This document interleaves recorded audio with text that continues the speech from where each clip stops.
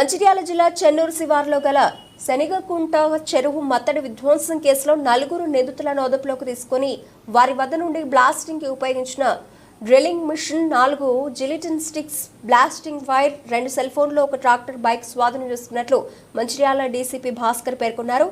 శనిగకుంట చెరువు కింద కొన్ని గృహాలు ఉన్నాయని, వర్షాకాలంలో చెరువు నుండి ఇల్లు వరద ముంపునకు గురవుతున్నాయని, చెరువు మత్తడిని ఎత్తు తగ్గించేందుకు డ్రిల్ మిషన్తో పగలగొట్టే ప్రయత్నం చేయగా అది సాధ్యపడకపోవడంతో వదిలేసి పేలుడు పదార్థాలైన జిల్టన్ స్టిక్స్ ఉపయోగించి మత్తడి గోడకు రంధ్రాలు చేసి జిల్టన్ స్టిక్స్ పెట్టి వాటికి బ్లాస్టింగ్ వైర్లు అమర్చి ధ్వంసం చేశారని డీసీసీ భాస్కర్ వివరించారు. కార్యక్రమంలో జైపూర్ ఏసీపీ వెంకటేశ్వర్లు, సిఐ, ఎస్ఐలు, పోలీస్ సిబ్బంది పాల్గొన్నారు. 2 గంటలకు చెన్నూరు టౌన్ పోలీస్ స్టేషన్లో Chennur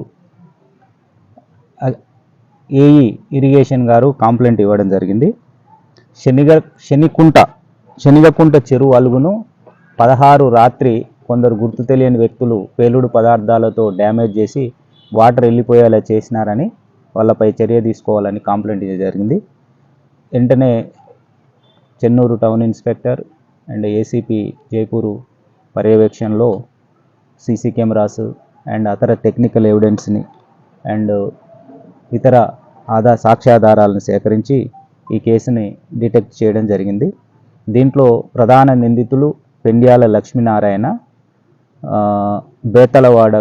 Bethalavada Chennur town, Etu Bheem Madhukar alias Madhu, Maremmavada Chennur, Rasamalla Srinivas, Maremmavada Chennur, Gogula Danayya, ACC area Mancherial. ఈ కేసు విషయంలో ఈరోజు ఉదయం పెండ్యాల లక్ష్మీనారాయణని అదుపులో తీసుకొని తర్వాత ఈ శనిగకుంట చెరువు యొక్క అలుగుని పేలుడు పదార్థాల్లో బ్లాస్ట్ చేయడానికి సహకరించిన భీమ్ మధుకరు, రాసమల్ల శ్రీనివాసును కూడా అదుపులో తీసుకున్నాము. గోగుల దానయ్య అనే అతను ఈ బండలు గిట్ల పగలగొట్టే వృత్తిలో ఉంటాడు. అతని సహకారంతో వీళ్ళు ఈ నలుగురు కలిసి ఈ క్రైమ్ చేయడం జరిగింది. దీంట్లో భాగంగా ట్రాక్టరు, కంప్రెషన్ డ్రిల్లర్ మిషను, జిల్టిన్ 4 పేలుడు పదార్థాలు, జేవైరు, 2 సెల్ ఫోన్లు, ఒక హీరో ప్యాషన్ బైక్ తీసుకోవడం జరిగింది. ఈ కేసు పూర్వపరాలను పరిశీలిస్తే మెయిన్ ప్రధాన నిందితుడు పెండ్యాల లక్ష్మీనారాయణ భార్య 11వ వార్డు కౌన్సిలర్ స్వర్ణలత గారు. వీరి శనిగకుంట చెరువు బ్యాక్ సైడ్ 11వ వార్డులో ఫాలిన్ అయ్యే కొన్ని హౌజెస్ ఉన్నాయి. గతంలో నుంచి కూడా చెరువు ఫుల్ ట్యాంక్ లెవెల్ వచ్చినప్పుడు ఆ ఇండ్లలోకి 3-4 హౌజెస్కు దగ్గరలో కొంత వాటర్ రావడము, మళ్ళీ చెరువులో వాటర్ తగ్గగానే వాటర్ వెళ్ళిపోవడం జరుగుతుంది. కానీ ఈ సంవత్సరము ఎక్కువ వాటర్ రావడము, చాలా రోజులు కూడా ఆ కాలనీలో దాదాపు 100 ఇండ్ల వరకు కాలనీలో నీళ్లు నిలబడుతూ ఉన్నాయి.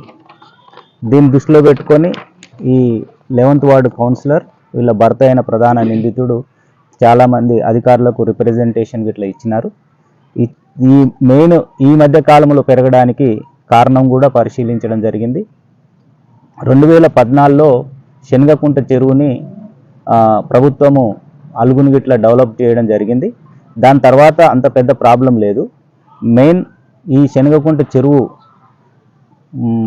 FTL లెవెల్లో అండ్ బఫర్ జోన్ ఏరియాలో 355, 360 ఈ సర్వే నెంబర్లలో 59, 57 ఇట్లా ఒక 10-15 సర్వే నెంబర్లలో 15 ఎకరాల 20 గుంటల భూమిని కొంతమంది కొనుగోలు చేయడం జరిగింది. ఇక్కడ మంచాల రాజబాబు, నడిపెల్లి లక్ష్మణరావు, లక్కం రాజబాబు అనే వాళ్ళ పేరు మీద రిజిస్ట్రేషన్ చేసుకున్నారు.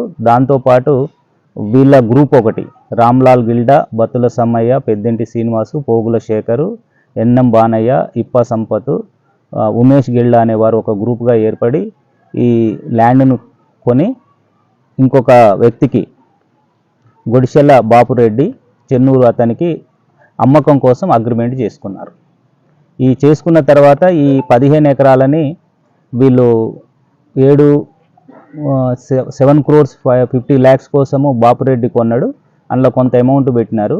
తర్వాత 4 ఎకరాల 20 గుంటలు మాత్రమే రిజిస్ట్రేషన్ అయింది. మిగతా ల్యాండ్ 11 ఎకరాలు శనగకుంట చెరువు బఫర్ జోను అండ్ FTL ఉండడం వల్ల వాళ్ళకు రిజిస్ట్రేషన్ కాలేదు. దీంతో వాళ్ళ మధ్యలో కూడా డిస్ప్యూట్ ఉంది. వీళ్ళు దాన్ని ప్లాట్లు చేయడం కోసము ఆ 15 ఎకరాలలో మెరకబోయడం జరిగింది. దాంతో ఈ సంవత్సరము ఎప్పుడైతే వాటర్ ఫుల్ ట్యాంక్ లెవెల్ వచ్చినప్పుడు నిలబడే 11 ఎకరాల ప్లేస్ వెళ్ళిపోయిందో, ఆ వాటర్ నిలబడాల్సిన ప్లేసు కాలనీకు రావడము, కాలనీలో ప్రజలు ఇబ్బంది పడడం జరిగింది. ఈ విషయాన్ని దృష్టిలో ఉంచుకొని ఈ లక్ష్మీనారాయణ అనే వ్యక్తి అంతకుముందు 13వ తారీఖు కూడా ఈ అక్కడ ఉన్న దాదాపు గ్రామ ప్రజలతోటి, కాలనీ ప్రజలతోటి 100 మందితోటి అక్కడికి వెళ్ళడము, తర్వాత ఒక 3-4 0.4 మీటర్ హైట్ని 5